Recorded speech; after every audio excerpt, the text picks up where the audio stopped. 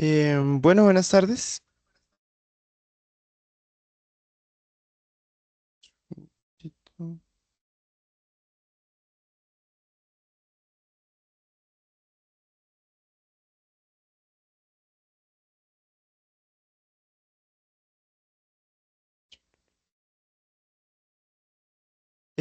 Bueno, bienvenidos una vez más a las charlas del Grupo RIMAT.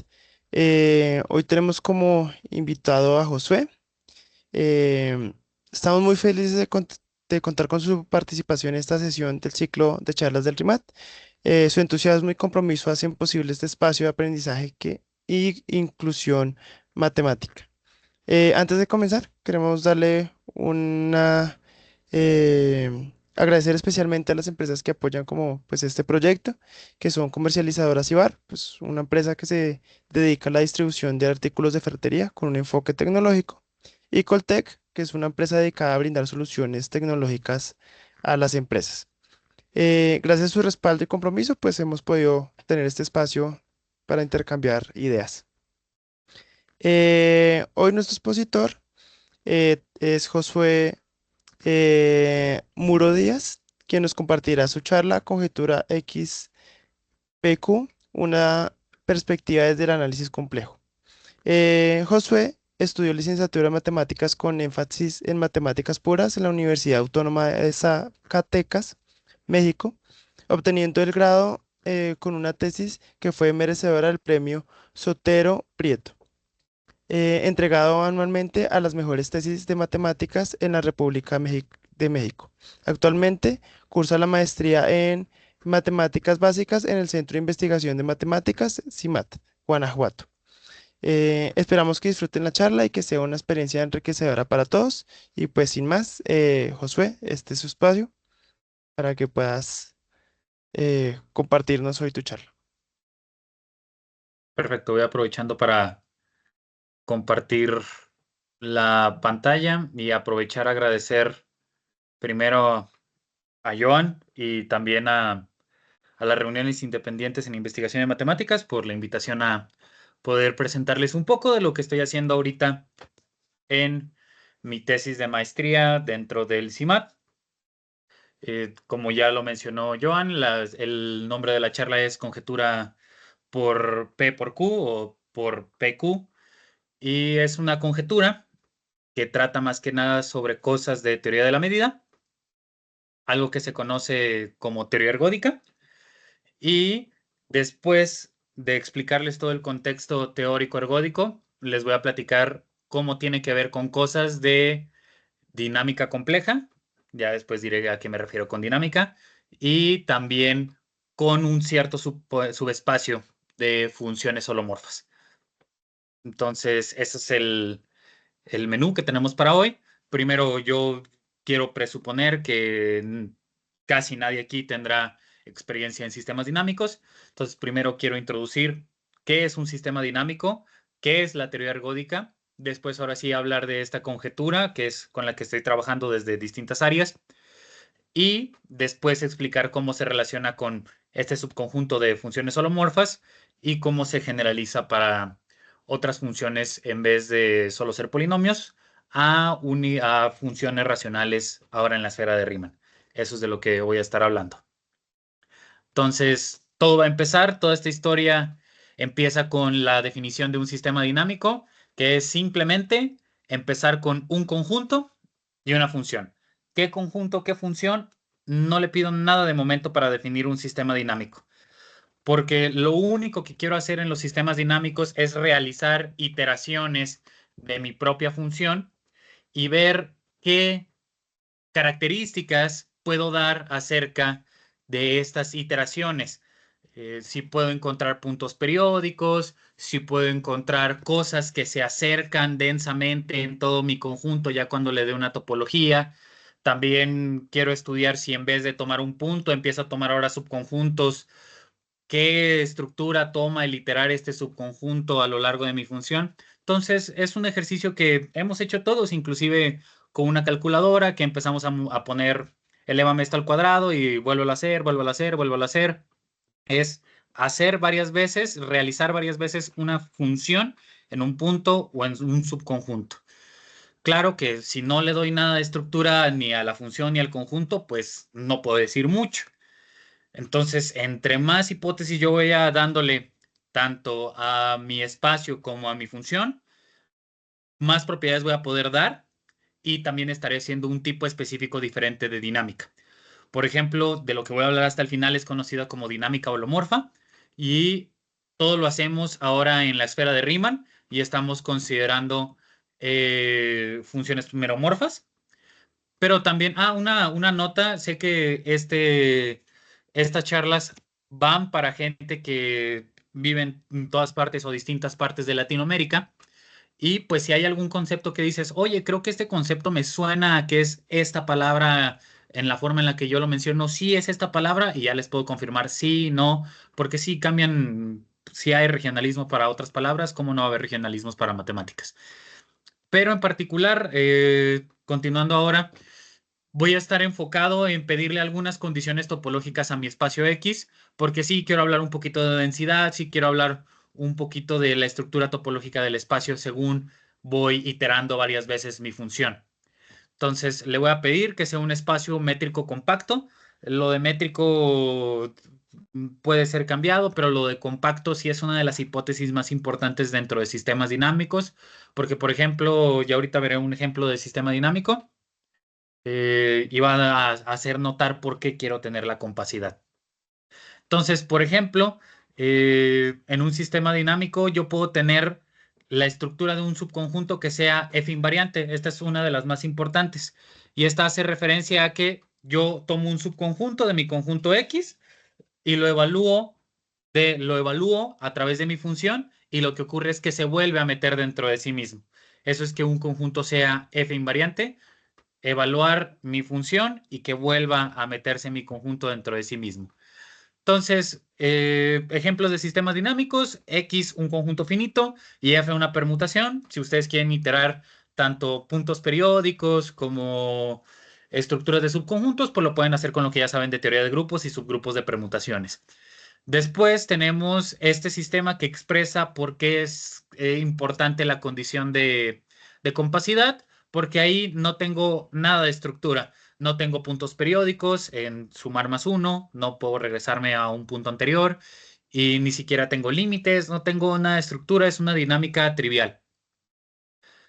Un ejemplo ya no trivial de dinámica es este intervalo, el menos 2 2 con este polinomio, que fíjense que justamente es el polinomio cuadrático que me cumple que en menos 2 y 2 es igual a 2, pero que en 0 es igual a menos 2.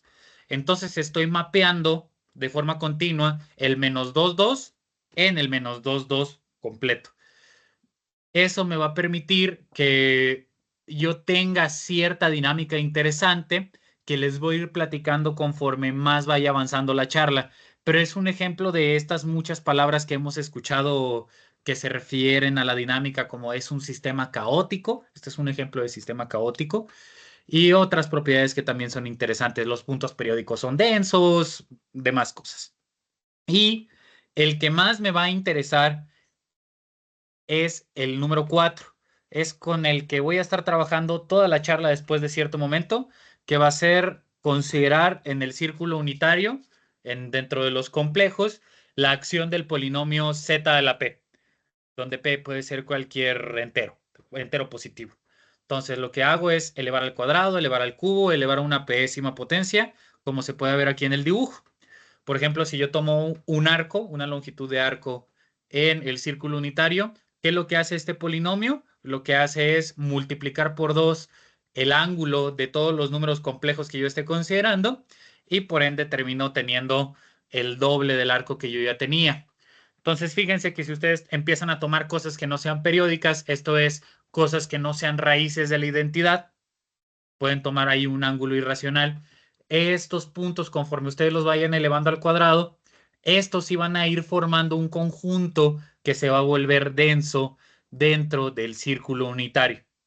Entonces, eso es lo que vuelve interesante a este sistema. De hecho, uno no puede dar más de 3, 4 pasos en su introducción a sistemas dinámicos si no terminas viendo este sistema dinámico en particular. Porque como les digo, tiene muchas propiedades y de hecho toda la mitad del siguiente subsecuente de la charla va a estar enfocado únicamente en este sistema dinámico. Ahora, eh, quiero explicar qué es esto de la teoría ergódica, que porque a lo mejor si alguno de ustedes tiene cierta preparación en física o inclusive en algunos artículos de combinatoria o en otras cosas, se llega a hablar mucho de, o mencionar por lo menos, sobre qué es la teoría ergódica.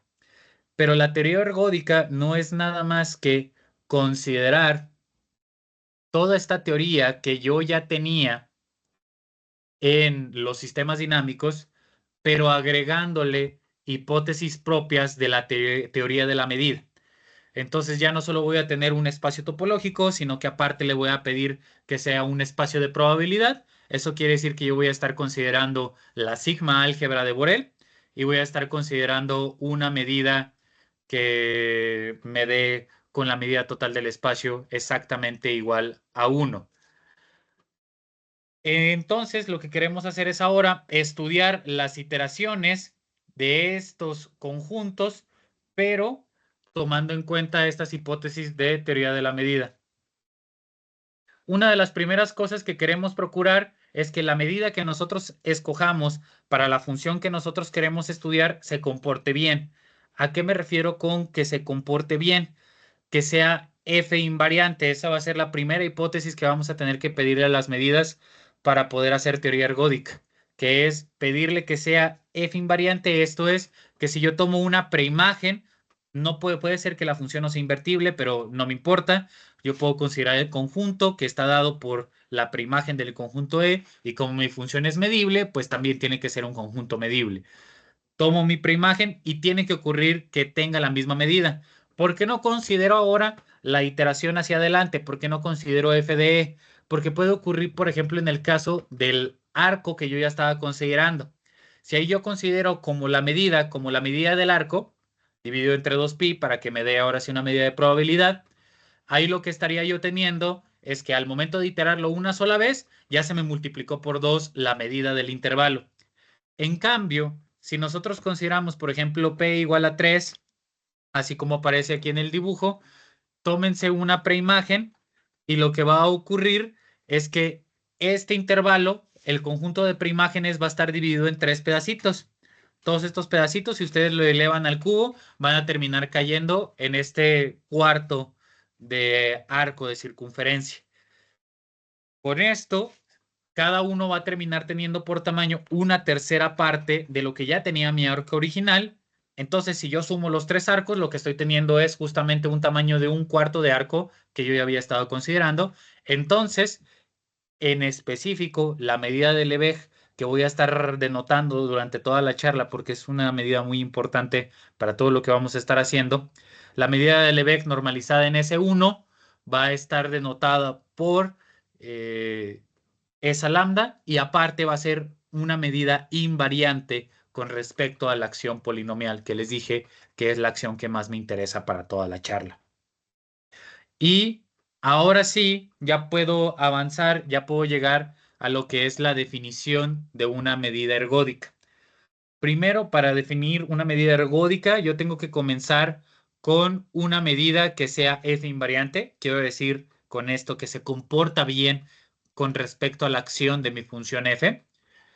Una medida va a ser ergódica si todo conjunto f invariante, acuérdense, conjunto como conjunto, lo que quiero decir es que al momento de que yo evalúo f de e, se termina metiendo otra vez dentro de e. Entonces, esta propiedad de que mi conjunto al momento de evaluarlo en mi función vuelve a estar dentro de sí mismo, solo se va a cumplir para conjuntos en los que casi no tengo puntos o en los que casi no estoy considerando nada de mi conjunto o en el que estoy considerando casi todo mi conjunto. ¿A qué me refiero con eso? Que la medida de los conjuntos con esta propiedad tiene que ser 0 o tiene que ser 1. Y como ya se lo sospechaban, uno de los ejemplos de medida ergódica iba a ser la medida de Lebesgue con mi polinomio z a la p. Esa se puede demostrar que es ergódico con distintas cosas, con distintas propiedades. Pero también uno que es interesante es el que está ahí arriba, el número 1, que es una rotación a través de un ángulo. Fíjense la importancia de que la rotación sea irracional, porque ¿qué ocurre en el caso racional? Yo puedo tener conjuntos que sean F invariantes, que puedo rotarlos y que se quedan como ya eran, pero que no tengan medida 0 o 1, y la respuesta es que sí. Específicamente, el conjunto que yo ya tenía acá, las líneas de color azul, los semiarcos azules, fíjense que ustedes hacen una rotación con respecto al número complejo elevado a la 2 pi tercios i, hacen esta rotación, un tercio del ángulo, y van a terminar en el mismo conjunto. Ahí es importante considerar las tres piececitas para específicamente sí tener un conjunto invariante. Pero ¿qué pasa si ustedes empiezan a considerar rotaciones que no sean racionales? Ya no pueden jugar a este mismo juego de, pues agarro un pequeño intervalito, un subconjunto de arco, y lo voy repitiendo cada vez que yo vaya teniendo esta rotación racional, porque eso se les va a terminar volviendo denso de nuevo dentro del círculo unitario. Entonces, por eso, ergódico, una rotación racional, irracional, perdón, o también el polinomio que voy a estar estudiando, que es el z elevado a la p en el círculo unitario. Yo siempre he dicho que en las matemáticas tú tienes que pagar con abstracción y tienes que recibir algo a cambio de igual valor que tu abstracción. Nosotros ya le entregamos un montón de propiedades a la función, a la medida, al conjunto. Ya le pedíamos que fuera invariante, que fuera ergódica, compacto, metrizable. ¿Qué me está regresando esta teoría de regreso? Y las respuestas son distintos teoremas ergódicos que me explican mucho de la dinámica de la función que yo estoy estudiando. Por ejemplo, la hipótesis de ser ergódico que teníamos antes ya nos está hablando de cierta forma que hay un desorden, que no puedo estar tomando un subconjunto y que ese subconjunto siempre permanezca ordenado. Si yo quiero tener algo ordenado, o tengo que considerar casi nada, o tengo que considerar casi todo mi conjunto. ¿Cómo se ve reflejado un teorema bien importante dentro de la teoría ergódica? Es este teorema de por aquí abajo, que lo que nos dice es que al momento que tú consideras todo lo que ya he dicho, una función medible, una medida de probabilidad f invariante, ahí me faltó que sea ergódica, eso es importante, tiene que ser ergódica, cualquier subconjunto medible va a cumplir esta propiedad, esa propiedad al límite. Primero, el límite existe, cosa que no siempre puedes asegurar en cosas de análisis, porque, por ejemplo, no, la mayoría de las veces tienes que considerar el límite superior para que sí exista, pero en este caso sí, sí existe.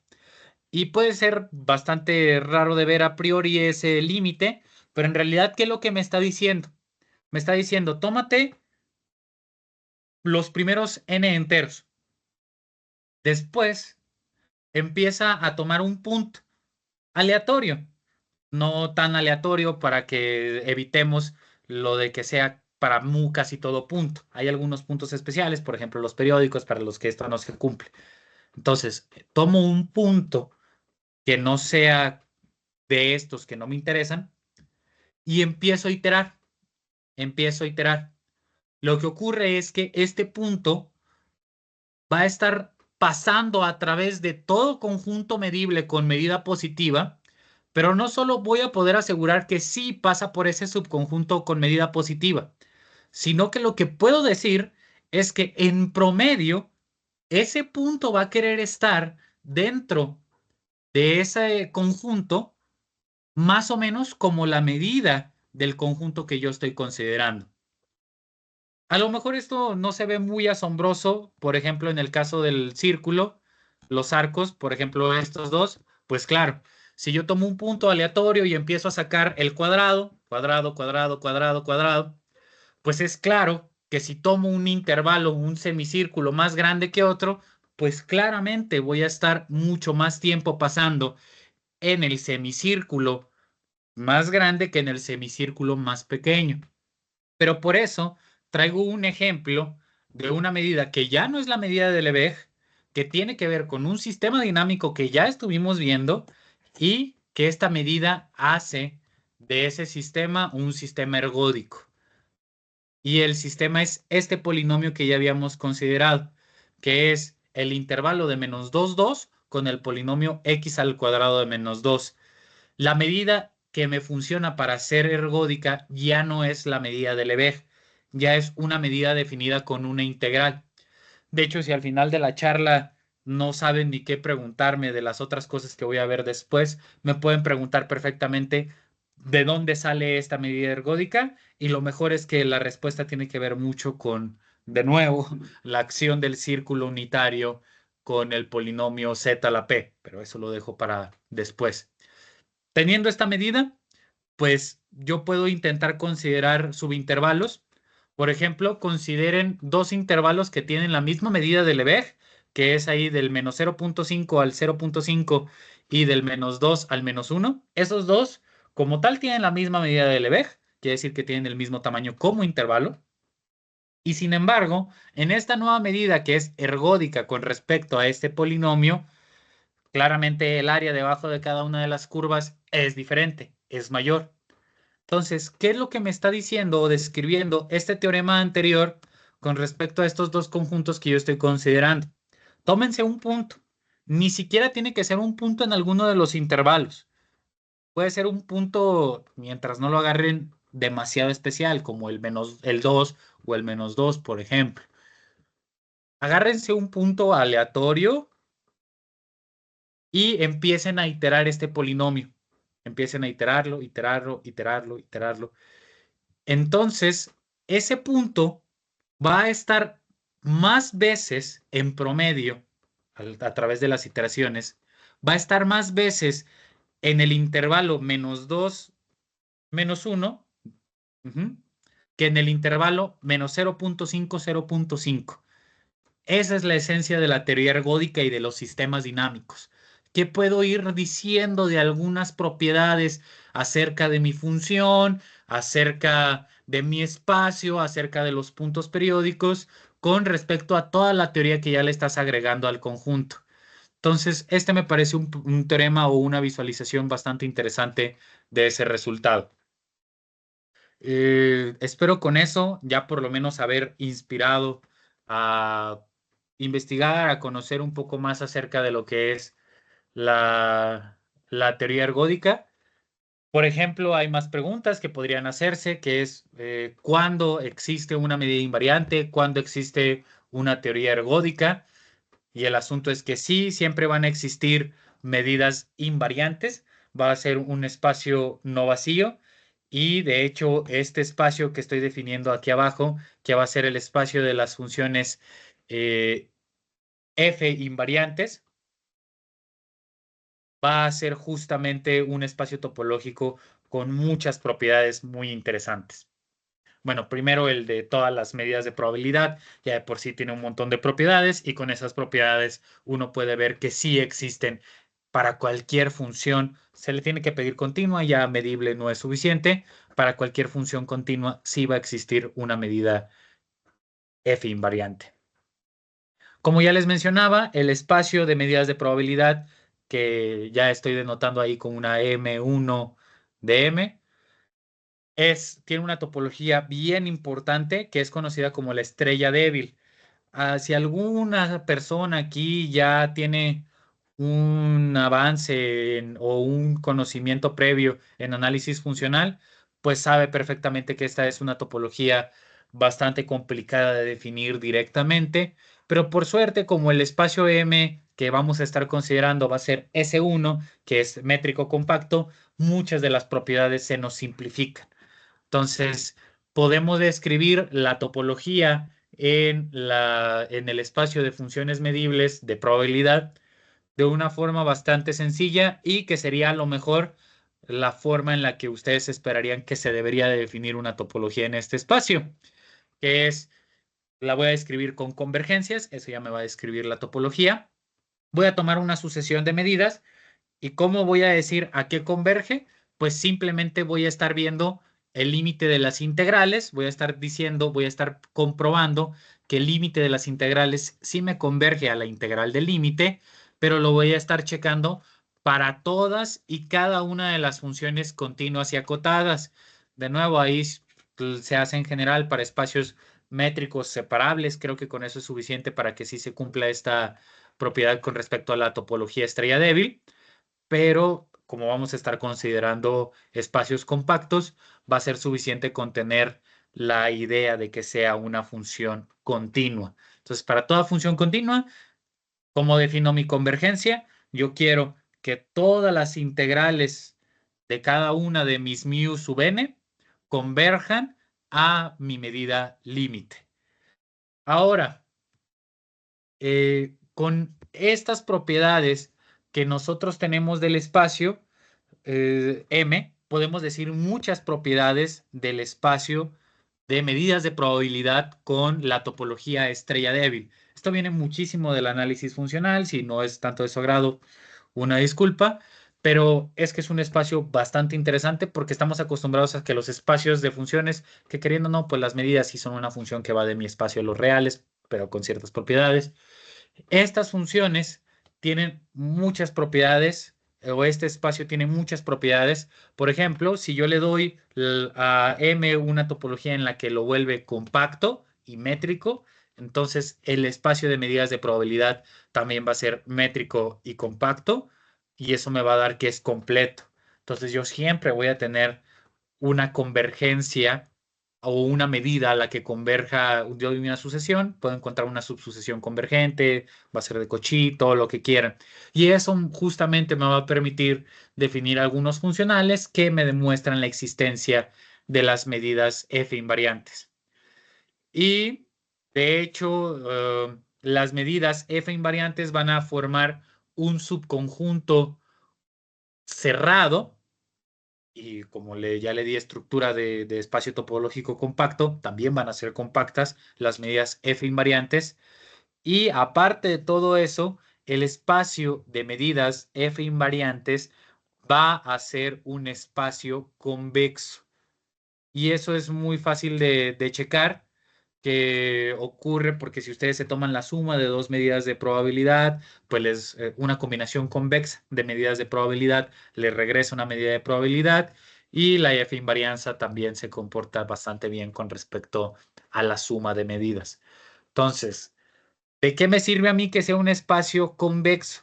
Que justamente la existencia de las medidas ergódicas, porque yo ya di la existencia de las medidas invariantes, falta ver la existencia de las medidas ergódicas para cualquier función continua.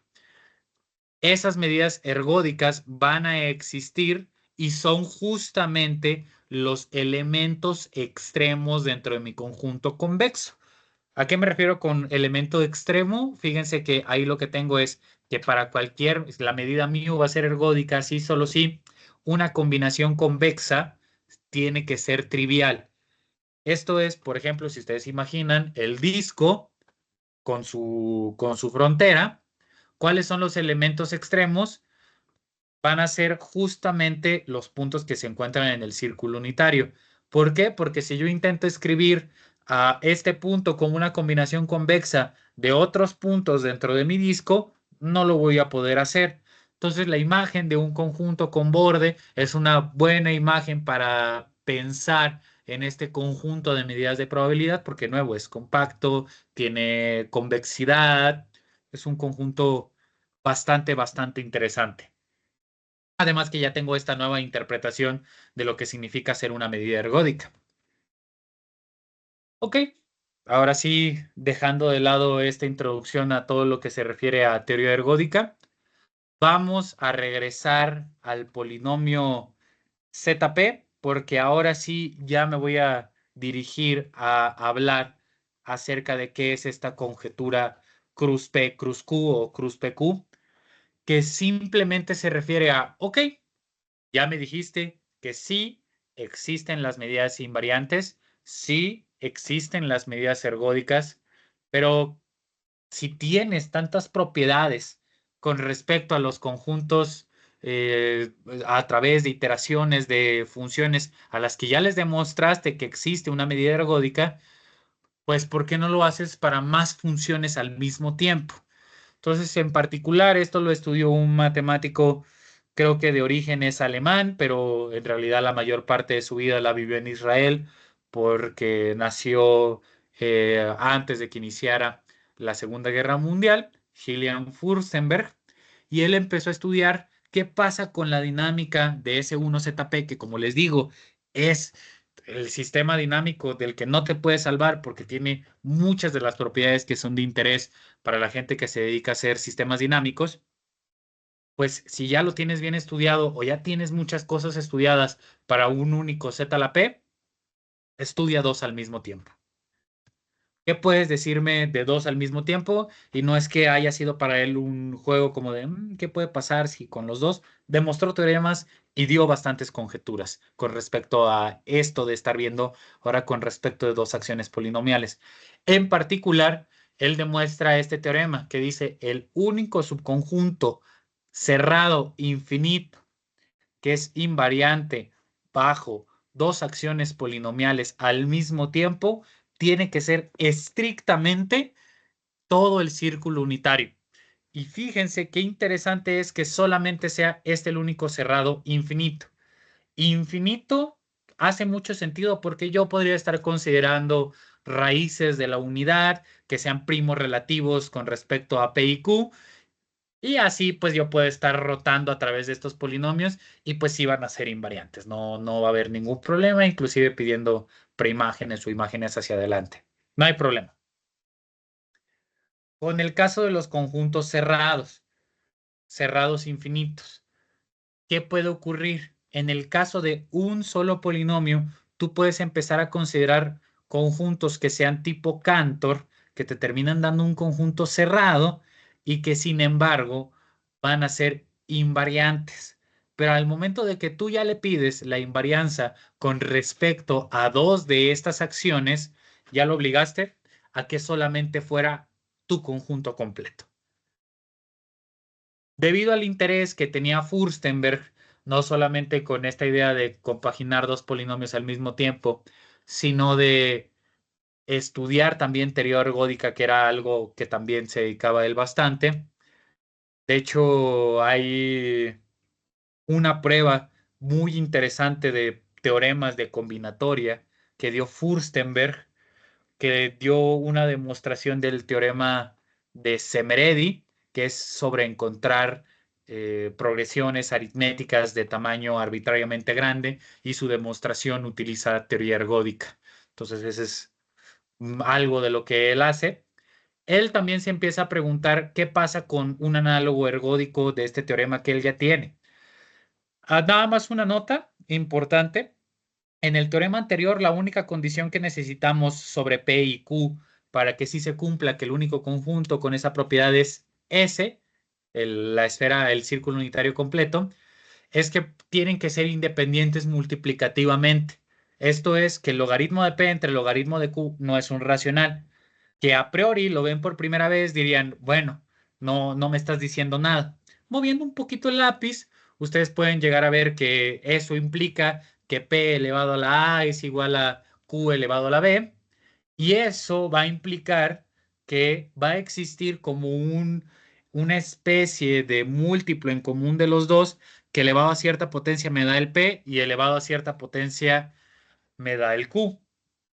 Esto también se puede traducir en la notación de subsemigrupos de los naturales con respecto al producto.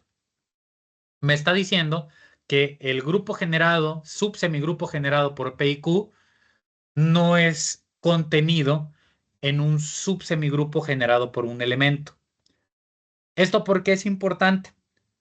Porque después vamos a querer considerar o se intenta considerar ahora el subsemigrupo ya no de P y Q, sino después del polinomio ZP y ZQ, que sí va a tener una biyección con respecto al generado por P y Q en los naturales con el producto, aquí abajo en los polinomios con la composición. ¿Pero por qué queremos hacer eso? Porque después Eso ya se podría generalizar ya no solo al polinomio ZP y ZQ, sino a polinomios de variable compleja como a ustedes les guste, o inclusive para funciones racionales, que es a donde quiero terminar llegando. Entonces, ¿cuál es la conjetura que dio Furstenberg?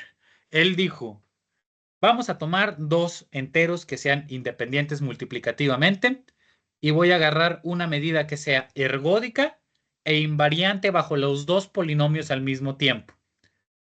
Entonces, las únicas medidas que pueden tener esta propiedad van a ser la medida de Lebesgue, la que ya estuvimos viendo, o una medida con soporte finito. Y de hecho, este soporte se va a encontrar en raíces de la identidad. Es una conjetura bastante fuerte, tan fuerte que por mucho que se le intenta rascar y sacar a esta conjetura, no se llega en realidad a una respuesta 100% satisfactoria. Entonces, esto es lo que dice. Si tú tienes algo que es ergódico y digamos ya desde ahorita que le quitamos que sea de soporte finito, la única medida que no tiene soporte finito y que es invariante ergódica con dos polinomios al mismo tiempo dentro del círculo unitario, es estrictamente la medida de Lebesgue. Ok,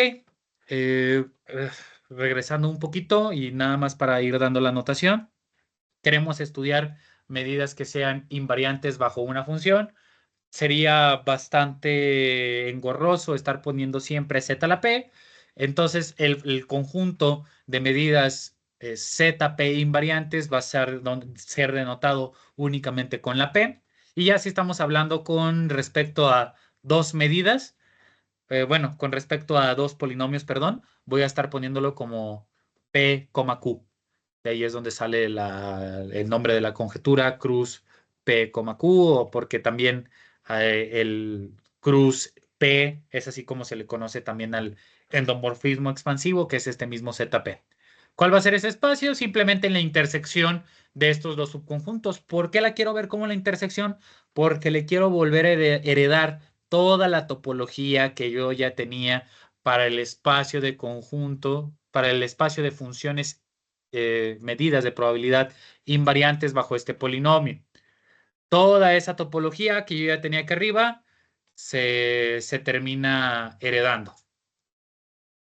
Además de que la intersección de conjuntos convexos termina siendo un conjunto convexo. Esto ya me permite interpretar qué es una medida ergódica en este conjunto de medidas invariantes bajo dos acciones que van a ser otra vez los puntos extremales dentro de este subespacio. Entonces, ¿cuál es otra conjetura bien interesante acerca de estas medidas PQ invariantes? Tómense ustedes una sucesión de medidas, ya no nos da miedo tomar un límite de funciones porque sabemos que sí existen y todo lo que queramos por las propiedades topológicas con la topología estrella débil del espacio de medidas de probabilidad. Entonces, tomo mi sucesión de medidas ergódicas, invariantes por el espacio donde las tomo, y lo único que les voy a pedir es que cada vez que yo voy aumentando mi n, el soporte se va viendo aumentado. Voy aumentando un puntito al menos en mi sucesión, en mi soporte, en mi sucesión de medidas. Entonces, lo que tiene que ocurrir como conjetura es que la única medida a la que estas medidas pueden converger es la medida de Lebesgue. De nuevo, muchas de las medidas continuas, yo las puedo estar aproximando a través de medidas discretas, medidas de soporte finito. Ya vimos en otra diapositiva ejemplos de medidas que no son exactamente la medida de Lebesgue, son continuas y también podemos aproximarlas por discretas. Pero me dice esta conjetura que el intentar aproximar una medida continua con medidas discretas, pero habiéndoles pedido que fueran ergódicas y PQ invariantes, me obliga a que el límite al que convergen estas medidas sea estrictamente la medida de Lebesgue. Esto es el panorama de la conjetura Cruz P, Cruz Q. Y ahora sí me voy a el análisis complejo. Ya esto lo voy a pasar un poco más rápido. Dentro del análisis complejo, ¿qué nos interesa dentro de esta medida? Porque parece que metí un enfrenón, di un giro de 90 grados y voy en una dirección contraria a la que yo ya iba. Justamente quiero hacer eso para demostrarles que estos dos caminos sí tienen una intersección. Entonces, empiezo con este espacio de funciones de Kara-Teodori. Va a ser el espacio de funciones holomorfas que cumplen dos propiedades. Toman el disco unitario y lo llevan al semiplano derecho. Esto es que tienen parte real positiva siempre. Y tienen una propiedad de normalización. Esto es que el 0 me lo mandan al 1 en el semiplano derecho. Así voy a estar denotando el conjunto de todas las funciones de Kara-Teodori en el disco. Y vamos a ver unos ejemplos. Como siempre, se tienen que ver ejemplos para demostrar que mi teoría no es vacía. El primer ejemplo es la función constante 1. Esa cumple que va todo el disco unitario hacia el semiplano derecho y el 0 va al 1. Perfecto. Otra función que de seguro lo debieron haber visto en algún curso de variable compleja, porque es uno de los morfismos más importantes entre el disco y el semiplano, es justamente el automorfismo de Cayley, pero como no quiero el semiplano superior, simplemente quiero el semiplano derecho, por eso no multiplico por el número complejo i. Aparte, puedo generar yo funciones de Kara-Teodori como yo guste, mientras yo tome una función que vaya del disco en el disco, que sea una función holomorfa y que me preserve al cero. Con esas funciones y con el automorfismo de Cayley, ya puedo formar todas las funciones de Kara-Teodori. Hay una equivalente de lo que es invarianza en el sentido de medidas, pero en el espacio de funciones que se conoce como n circular. Ya después voy a explicar cómo se relacionan. Es tomar simplemente preimágenes. Tomen el z a la n. Todas sus preimágenes están descritas por 2pi k sobre n. ¿A qué me refiero con preimágenes? Esos numeritos que están dentro de la evaluación son todos los números complejos que elevados a la n me regresan justamente z a la n. Entonces, esta propiedad de estarme fijando en multiplicaciones por raíces de la unidad y sacar un promedio y que me recupera la función original es lo que conoceré como n circularidad o sea una función n circular. Y de nuevo, lo que quiero hacer es considerar funciones que sean circulares con respecto a dos enteros p y q. También ahí aparece una explicación de por qué también las funciones de Kara-Teodori dan un espacio convexo. Entonces ya estoy empezando a relacionar alguna de las propiedades que yo ya tenía del espacio anterior, el de medidas de probabilidad PQ invariantes, y con estas funciones de Kara-Teodori, pero de momento ninguna relación. Ya solamente tengo que hay un parecido a la invarianza y que el espacio también es convexo, pero de ahí en más no sé nada. También voy a tener ahí el concepto de función extrema, que es la misma definición que de medida ergódica, que coincidía con los puntos extremos de este espacio de medidas de probabilidad. Hablando sobre topologías para subespacios de funciones holomorfas, podríamos discutir aquí, pero yo creo que la mejor topología que le puedes dar a ese espacio es la topología de convergencia en subconjuntos, convergencia uniforme en subconjuntos compactos.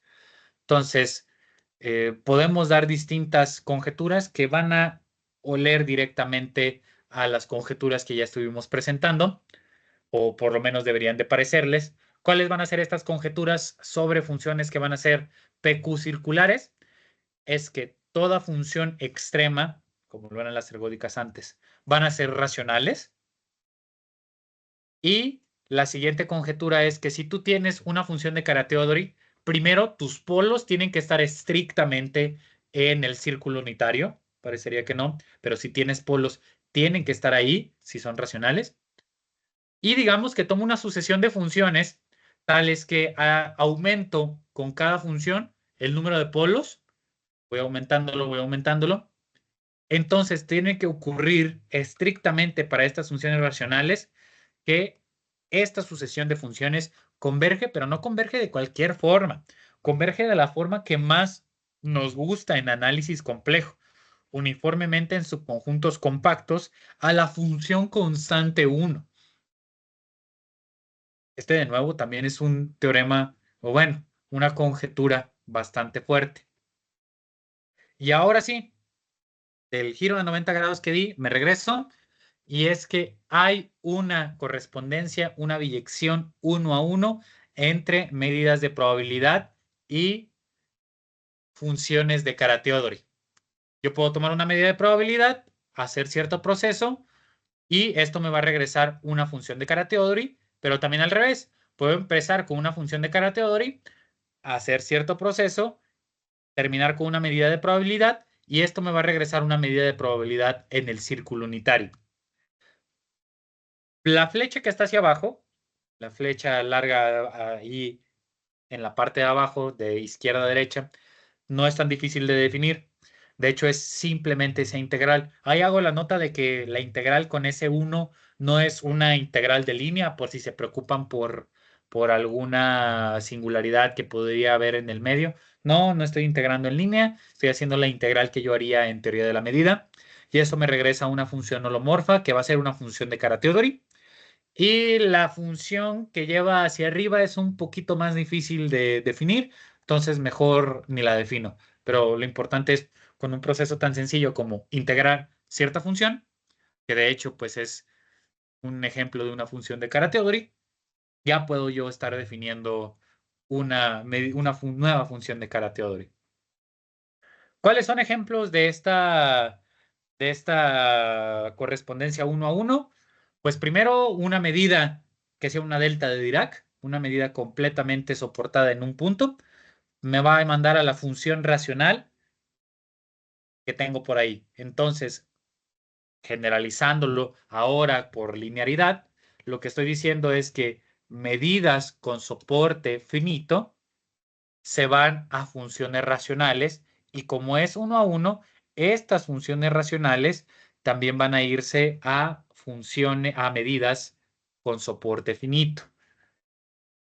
De hecho, este es un ejemplo bastante bonito. Si ustedes consideran ahora las raíces de la identidad, van a algo que es más o menos como el automorfismo de Cayley, compuesto con el polinomio z a la n. Y la más importante para mí, o que sería sorprendente porque yo no lo veo directamente ni de la flechita de arriba ni de la flechita de abajo, que la medida de Lebesgue está correspondida directamente con la función constante 1, que dicho sea de paso, la función constante 1 es efectivamente una función racional. Entonces ya con un par de propiedades más podemos estar llevando perfectamente las conjeturas de un lado a las conjeturas del otro. Por ejemplo, que la circularidad ocurre si solo si la invarianza, es lo que dice la primera proposición. La ergodicidad ocurre si solo si es una función extrema. Bajar una medida ergódica me da una función extrema, y subir una función extrema me da una medida ergódica, que era algo que esperábamos porque las integrales son bastante lineales, y es con integrales con lo que definimos las dos flechas, las dos correspondencias. Y por último, lo más importante es que estas correspondencias son homeomorfismos. Yo puedo traducir la convergencia de funciones en convergencia de medidas, y la convergencia de medidas en convergencia de funciones. ¿Cuál es la ventaja de tener que sea un homeomorfismo? Pues que yo ya tenía un montón de propiedades topológicas para el espacio de medidas de probabilidad en el círculo unitario. Es métrico, separable, compacto, completo. Entonces, el espacio de funciones de Kara-Teodori tiene todas esas propiedades. Es un espacio métrico, eso pues ya lo sabíamos, ya con la convergencia uniforme sí podemos definir una métrica, la métrica del supremo. Después tenemos que es separable. No todo el subespacio de funciones, aunque le pidas que sea tu espacio X compacto, Hausdorff, no siempre te va a dar que es separable. Va a ser compacto, que eso es bien importante para espacios de funciones, porque hay veces en las que por mucho que tomes subsucesiones no puedes encontrar un límite y va a ser aparte de todo completo. Y aparte también va a ser convexo, como ya lo estuvimos viendo, y todas estas propiedades que estuve mencionando me van a dar que es un espacio donde es válido el teorema categórico de Baire, este de las intersecciones arbitrarias de abiertos. Ahí lo único que estoy diciendo es que efectivamente la sospecha que ya teníamos de que estas conjeturas las había escrito muy ad hoc para tener que ser equivalentes a conjeturas que ya había hecho con respecto a medidas PQ invariantes. Entonces, la conjetura principal de todo este texto, que es la de Furstenberg, la PQ, que es la primera, es equivalente a esta conjetura ahora en el espacio de funciones de Carathéodory, que toda extrema es racional, pero también estas dos del soporte y los polos tienen que ver, porque justamente no sé si lo vieron, pero los polos de las funciones con las que yo terminaba mandando las discretas, agarro una medida discreta a este espacio de funciones y justamente la función con la que acabo tiene un polo en el círculo unitario. Entonces por ahí va la jugada para relacionar soporte con polos. Y por último, ahí les explico cómo esa función que estuve viendo arriba, la fn sub z, efectivamente converge en subconjuntos compactos a la función constante 1. Y sin embargo, esto es especial de esa función.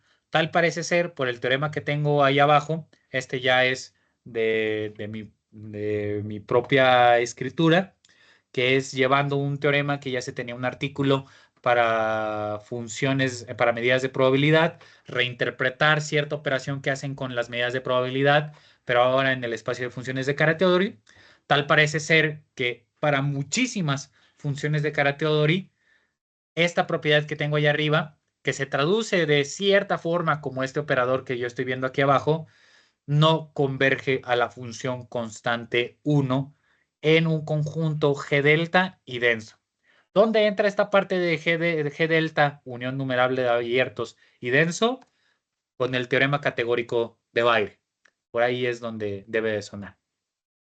Creo que ya no me queda mucho tiempo. Nada más les explico que esto se puede interpretar, la conjetura de Furstenberg se está intentando reinterpretar ahora para funciones racionales. Esto quiere decir funciones que son conscientes de dos polinomios. Y yo corro con la suerte de que ustedes ya conocen cosas de dinámica holomorfa, por lo menos de un sentido divulgativo, porque conocen el conjunto de que está ahí abajo. Entonces, ese conjunto, que es el conjunto de Mandelbrot, me describe el conjunto de Fatou y de Julia de ciertos polinomios, del polinomio x al cuadrado más c. Ahorita les explico con mi ejemplo favorito qué es el conjunto de Fatou y qué es el conjunto de Julia. Entonces, el conjunto de Fatou son los puntos donde tengo una convergencia buena y el conjunto de Julia es donde tengo una convergencia caótica en los iterados. Por ejemplo, agarren esos, supónganse que esa es su esfera de Riemann, agárrese un punto que tenga o norma mayor que 1 o norma menor que 1. Entonces, si ustedes evalúan muchas veces el polinomio z a la p, lo evalúan, ¿qué va a ocurrir? El módulo va a ir aumentando y no solamente el punto, su módulo, se va a acercar al infinito, sino que en una vecindad todos esos puntos van a converger al infinito. Y también en el que está cerca del cero, en una vecindad suficientemente pequeña, todos los puntos van a converger hacia el cero. ¿Qué pasa si ustedes agarran un punto en el círculo unitario y una vecindad? Lo que va a ocurrir es que estas iteraciones van a terminarles cubriendo casi toda la esfera de Riemann, a excepción de dos puntos, el cero y el infinito. Entonces, ¿cuál va a ser el conjunto de Fatou? Va a ser donde sí tengo esta convergencia bonita, y el conjunto de Julia va a ser donde no existe esta vecindad lo suficientemente pequeña, donde sí converge un punto. Entonces, el conjunto de Julia se puede generalizar para distintas funciones y justamente se tiene una medida bien importante dentro de este conjunto de Julia, que está definido, como pueden ver, de una forma bastante parecida como lo hicimos con preimágenes y funciones discretas y luego tomar un límite, que así es como puedes obtener Lebesgue. es lo que estoy diciendo aquí, que si ustedes hacen esta misma operación que viene por aquí, ya no me dedico a hacer los detalles completamente, pero solo quédense que en el caso que ya estuvimos estudiando del polinomio z a la p, ustedes hacen estos promedios de preimágenes y lo que van a terminar obteniendo es la medida del EVEG.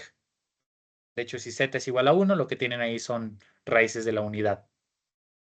Entonces, el equivalente de esta conjetura de Furstenberg, pero ahora en este contexto de la dinámica holomorfa, es que si toman ustedes funciones racionales de grado mayor que 2, grado con respecto a cada uno de los polinomios que tienen, entonces una medida ergódica que sea invariante a través de los dos polinomios, recuerden que invariante no tenía nada que ver si podía hacerlo para cualquier función, pues lo puedo hacer para funciones racionales en la esfera de Riemann. Pues entonces, ¿cuál es la conjetura? Que esa medida tiene que ser justamente esta medida de límite que tengo yo aquí arriba, o la medida va a terminar teniendo soporte finito. Estas son mis referencias. El último libro es el que se dedica a estudiar a profundidad bien todo esto de funciones, perdón, de medidas y de ergodicidad. El segundo es de donde se saca esta intersección entre funciones de Carathéodori y medidas de probabilidad. Y pues por mi parte sería todo. Muchísimas gracias. Gracias, Josué. Eh, para los participantes, ¿alguno tendrá alguna duda que quiera presentarle a Josué?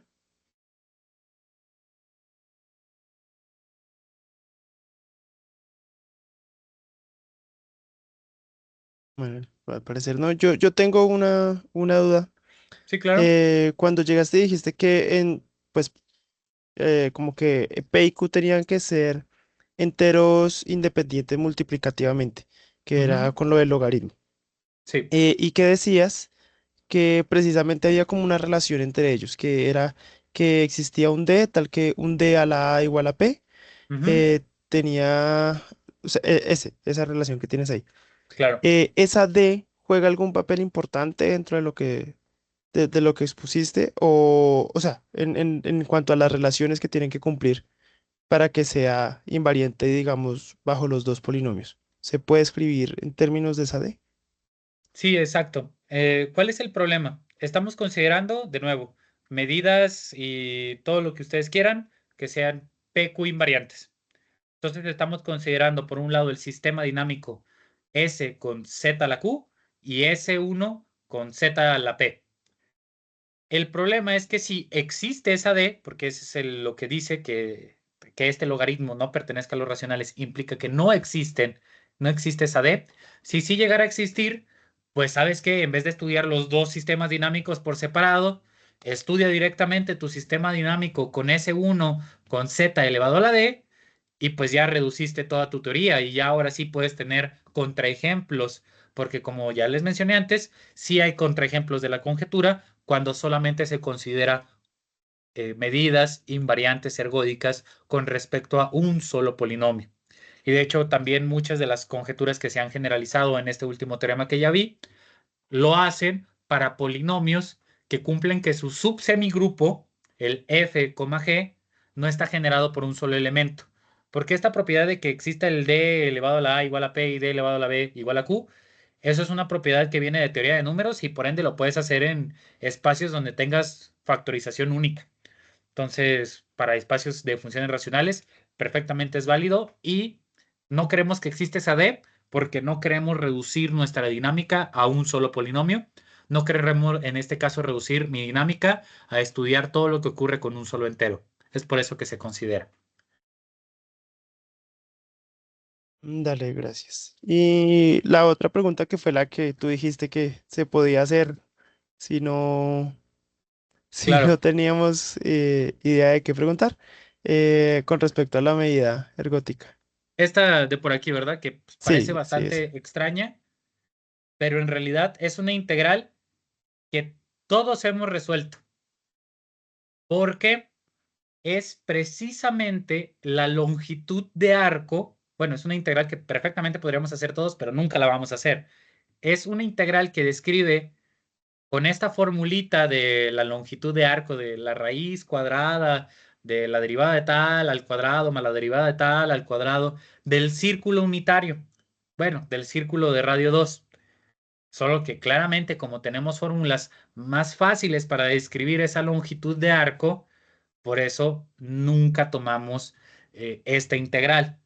Por eso fíjense que hacia los lados como que parece ser más prominente, porque si ustedes toman en el círculo unitario, por ejemplo este, lo que están haciendo en realidad es tomar la longitud de arco, tómense el intervalo -1, 1, ¿sí? Y tómense la longitud de arco que hay entre el punto A, entre -1 y 1, y el punto B. Esa longitud de arco está perfectamente descrita por esta integral. ¿Por qué no es precisamente la del círculo unitario? ¿Por qué les digo que es en el círculo de radio 2?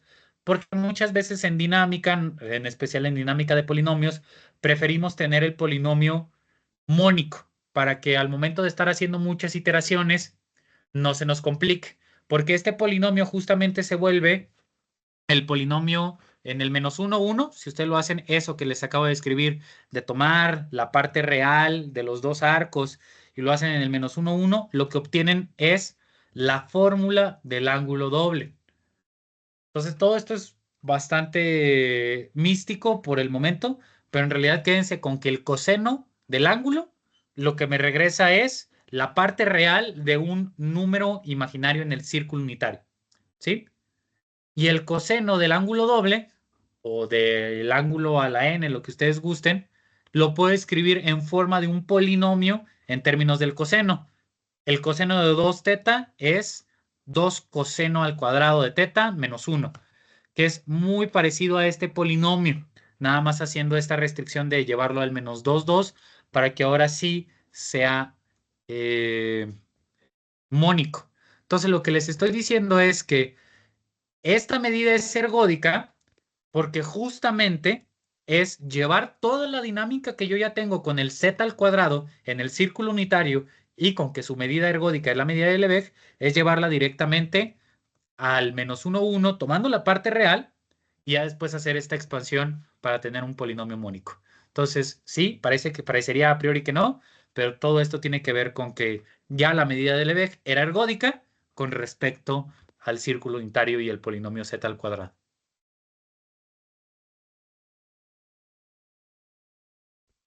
Vale, muchas gracias, Josué. Bueno, creo que ya es tiempo de finalizar. Les recuerdo a todos, las siguientes charlas van a ser los días sábados a la misma hora, a partir de las 2 hora Colombia.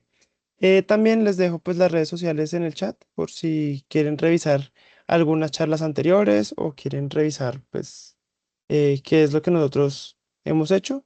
Ahí les dejo también la información. ¿Listo? Entonces, sin más, muchas gracias, Josué, por tu exposición y pues esperamos encontrarnos en otras charlas. Perfecto, muchísimas gracias tanto a ti, al RIMAT y a todos.